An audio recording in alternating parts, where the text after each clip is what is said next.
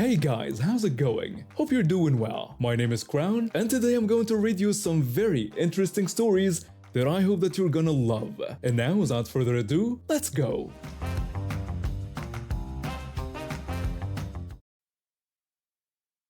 I grew up in a Catholic household, and it wasn't always easy. My mother was devout, the type who'd go to church every Sunday without fail and quote scripture at dinner. My dad was more laid back about religion, which caused some tension between them.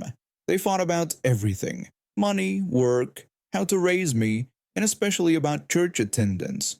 When I was 10, everything changed. I started noticing my mother being secretive with her phone, taking calls in whispers, and staying out late for church activities. It turned out those activities involved the church's new youth pastor. The affair lasted 3 months before my dad found out. The divorce that followed was messy, but inevitable. They had been unhappy for years, fighting constantly and sleeping in separate rooms. While I was glad they separated, the way it happened left deep scars. My dad moved across town, and I stayed primarily with my mother due to school proximity. The next few years were rough. As I entered my teens, I started questioning everything, including religion. The more I learned about science and history, the more I struggled with the teachings I'd grown up with. The final straw was when I was 14, and I caught my mother judging our neighbors for getting divorced. The same neighbors who had brought us meals when she was sick during her own divorce drama. At 15, after months of internal struggle, I finally told her I was an atheist. I remember sitting at our kitchen table, hands wrapped around a mug of hot chocolate, heart pounding as I spoke the words. She simply dismissed it as a phase, saying I would grow out of it eventually. Her response was both a relief and incredibly frustrating. Over the next few months, she became increasingly controlling, especially about anything that might influence my beliefs. She'd make snide comments about my friends, my reading choices, even the music I listened to. Things came to a head one Sunday morning.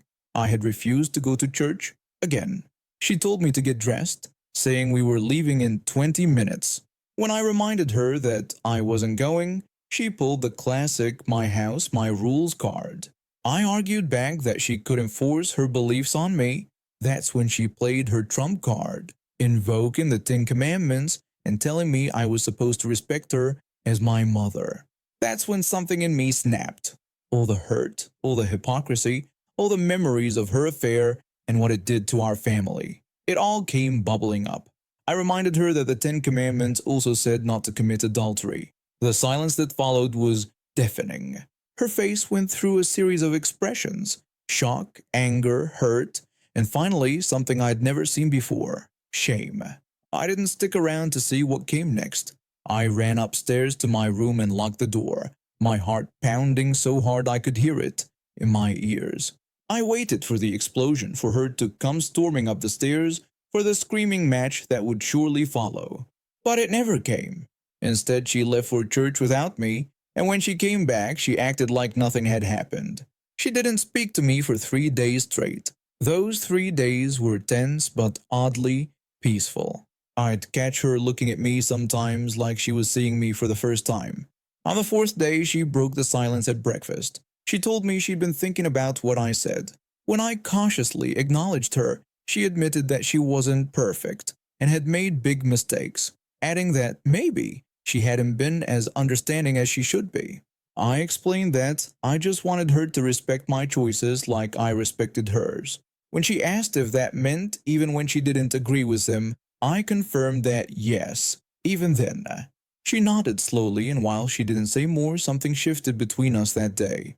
She never tried to force me to go to church again, and she stopped using the Bible as a weapon in our arguments. That was 25 years ago. Today I'm 40, and my relationship with my mother is actually pretty good. We've both grown a lot. She's still Catholic and I'm still an atheist, but we've learned to respect each other's beliefs. She even stood up for me at a family gathering when my aunt tried to lecture me about finding my way back to God.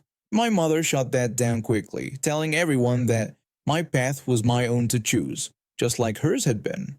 I realized that moment when I threw the commandment back at her wasn't just about winning an argument. It was about breaking down the walls of hypocrisy that had built up between us. These days, we can even joke about it. Last Christmas, she gave me a book about world religions with a note that read, "For my favorite heathen. Love your reformed Bible thumper." We've come a long way from that Sunday morning showdown, and honestly, I wouldn't change a thing about how it all played out. My boyfriend and I had been together since sophomore year. We met in chemistry class when we were paired as lab partners. He was the quiet, smart type who helped me understand all the complicated formulas, while I was more of an artsy person who could barely tell the difference between elements on the periodic table. Somehow, we just clicked. His ex-girlfriend, who was in our year, never got over their breakup from freshman year. She'd been trying to get back with him ever since, despite him making it clear he wasn't interested. What made it worse was her mother, let's just call her Karen, who seemed to think her daughter was God's gift to humanity and that my boyfriend was making the biggest mistake of his life by not dating her precious angel. When prom season came around, Karen started showing up at our school events trying to convince my boyfriend to take her daughter instead of me. She'd corner him after basketball games. He was on the team, and even tried talking to his parents about it. It was crazy, obsessive behavior.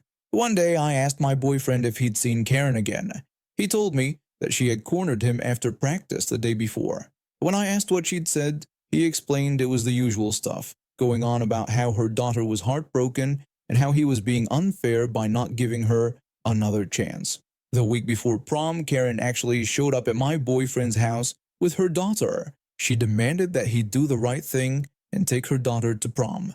When my boyfriend reminded her he was already going with me, Karen started arguing that her daughter had already bought a dress to match his suit and had been planning this for months.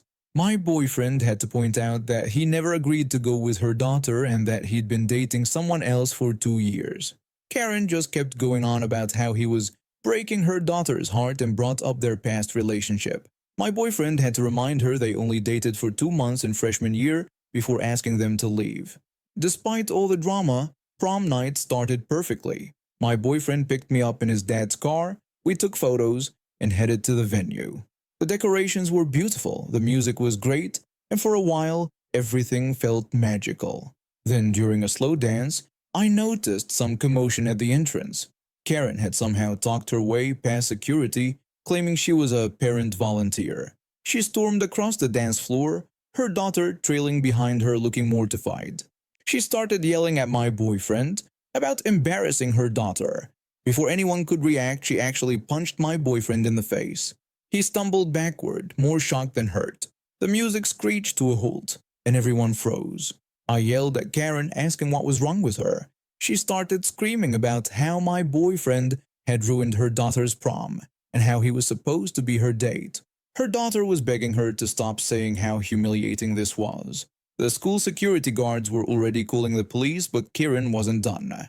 She tried to grab my boyfriend's arm to drag him away, still yelling about how he belonged with her daughter. That's when our principal stepped in and ordered security to escort her out immediately. Karen started arguing that they couldn't do this to her, still insisting her daughter deserved to be there with him. The police arrived within minutes. It turned out that not only had Karen assaulted my boyfriend, but she'd also shoved a security guard while breaking into the venue. She was handcuffed and taken away, screaming threats the whole time. Her daughter was crying, but not for the reasons Karen probably thought. She apologized profusely, explaining that she had tried to tell her mom to stop, but she wouldn't listen. I assured her it wasn't her fault her mom was crazy. My boyfriend checked if she was okay, and she admitted she was mortified and just wanted to go home. The crazy thing is, Karen's arrest wasn't even the end of it. She tried to press charges against the school for emotional distress and demanded they revoke my boyfriend's graduation privileges. Obviously, that went nowhere, especially since she was the one facing assault charges. She ended up getting 6 months probation, mandatory anger management classes, and a restraining order that kept her away from both my boyfriend and the school. Her daughter transferred to a different school for her final semester, which was probably for the best. The whole incident actually became a bizarre bonding moment for me and the daughter. We weren't friends exactly, but we developed a mutual understanding. She apologized again at graduation, and I could tell she was genuinely embarrassed by her mother's behavior. Our prom photos were absolutely legendary.